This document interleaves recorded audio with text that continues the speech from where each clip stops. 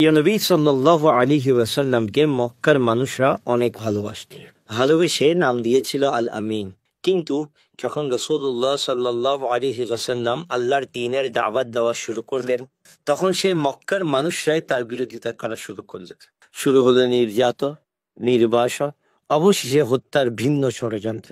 এমত অবস্থায় আল্লাহ তাআলার নির্দেশে রাসূলুল্লাহ সাল্লাল্লাহু আলাইহি ওয়াসাল্লাম মক্কা থেকে মদিনায় হিজরত করলেন।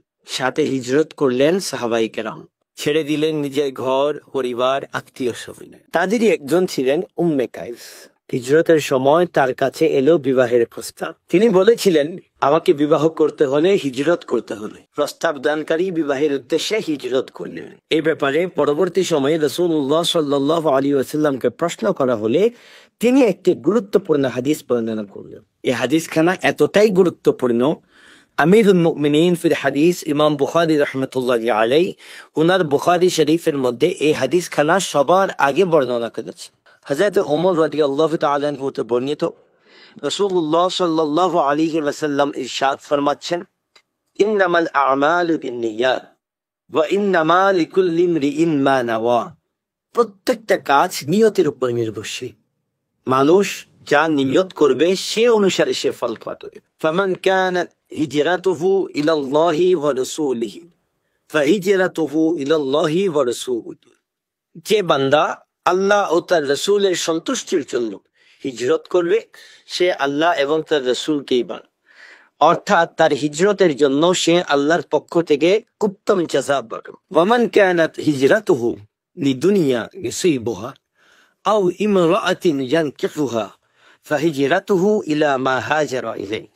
আর যে বান্দা দুনিয়া প্রাপ্তির জন্য অথবা কোন নারীকে বিবাহ করার জন্য হিজরত করবে, সে যে নিয়তে হিজরত করেছে সে নিয়ত তার পূর্ণ হয়।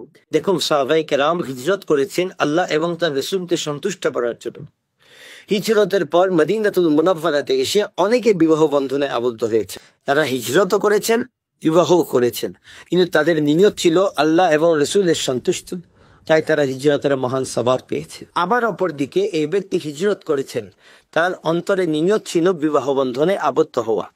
আল্লাহ এবং তার রাসূলের সন্তুষ্টি তার অন্তরে নিয়তের মধ্যে ছিল না, যার কারণে সে বান্দা বিবাহ বন্ধনে আবদ্ধ হলেও সে হিজরতে সে মহান সওয়াব থেকে বঞ্চিত হয়েছে। ইমাম শাফিঈ রাহমাতুল্লাহি আলাইহি এই হাদিসকে দ্বীনের এক তৃতীয়াংশ বলেছি। ইমাম আহমদ ইবনে হাম্বল রাহমাতুল্লাহি আলাইহি বলেছেন, ইসলাম তিনটি বৃত্তির উপর দাঁড়িয়ে আছে, যার মধ্যে প্রথমটি হলো এই হাদিস। কত গুরুত্বপূর্ণ একটা বিষয়। এই হাদিস থেকে আমরা শিখতে পারি আমাদের জীবনের যত আমল রয়েছে, আমরা নামাজ পড়ি, রোজা রাখি, দান সদকা করি, মানুষের উপকার করি, যত আমল আমাদের জিন্দেগির মধ্যে আছে, প্রত্যেকটি কাজ হতে হবে আল্লাহ এবং তার রাসূলের সন্তুষ্টির জন্য। তখন আমরা এই কাজের জন্য উত্তম জাযা আল্লাহর পক্ষ থেকে পাবো। আর আমরা যদি মানুষকে দেখানোর জন্য আমরা যদি অন্য কোনো উদ্দেশ্য করি, তখন এসব কাজের যে সওয়াব, সে সওয়াব থেকে আমরা বঞ্চিত হব। প্রিয় দর্শক, আসুন আমরা আমাদের প্রত্যেকটা কাজ আল্লাহ এবং আল্লাহ রাসূলের সন্তুষ্টির উদ্দেশ্যে করি।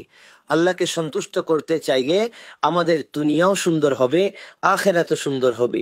আল্লাহ আমাদেরকে সে তৌফিক দান করুক। আমিন। আসসালামু আলাইকুম ওয়া রাহমাতুল্লাহি ওয়া বারাকাতুহু।